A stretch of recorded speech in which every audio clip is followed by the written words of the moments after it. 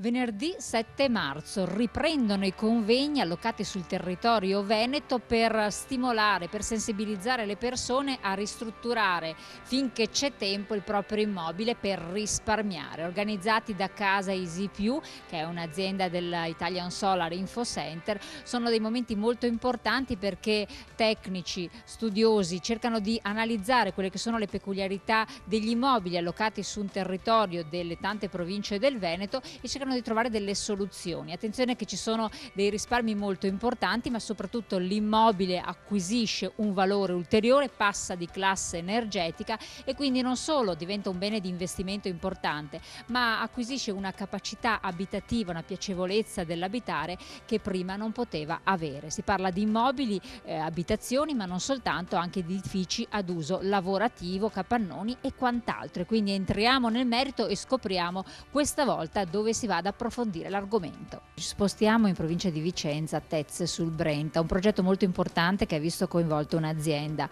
Voi quindi volete sensibilizzare la popolazione, sensibilizzare gli imprenditori, i cittadini a cosa? Vogliamo mettere in evidenza le potenzialità che c'è in questo momento che è un momento particolare di crisi, ma che sotto l'aspetto di incentivi e di fattibilità è il massimo che mai abbiamo avuto nell'era dell'edilizia moderna, perché un 65% di incentivo IRPEF su un ristrutturato energetico non è mai esistito e dopo questo passaggio non esisterà certamente più.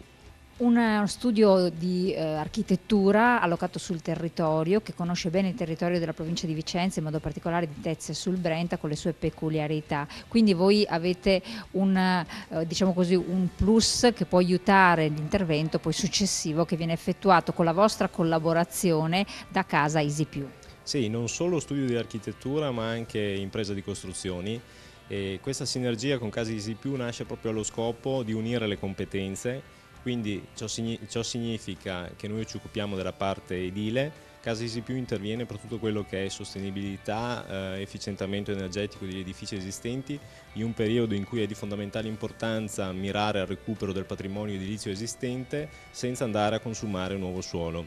Ciò è possibile grazie agli incentivi dello Stato, ciò è possibile grazie al piano casa e ad un insieme di nuove tecnologie che ci consentono di portare edifici anche vetusti in classe A, quindi con prestazioni energetiche molto significative. Quali sono le peculiarità del territorio? Tezze già fin dall'inizio di questa amministrazione, quindi 4 anni fa, ha sviluppato un progetto che si chiama Tezze Ambiente Sostenibile a 360 gradi e quindi noi già da 4 anni che diamo dei contributi in più rispetto a quelli statali e alle agevolazioni regionali per poter incentivare le ristrutturazioni ecocompatibili. Tezze sul Brenta è una delle tante città che abbiamo nel nostro Veneto che ha bisogno urgente di interventi di riqualificazione del proprio patrimonio edificato, sia residenziale che non residenziale.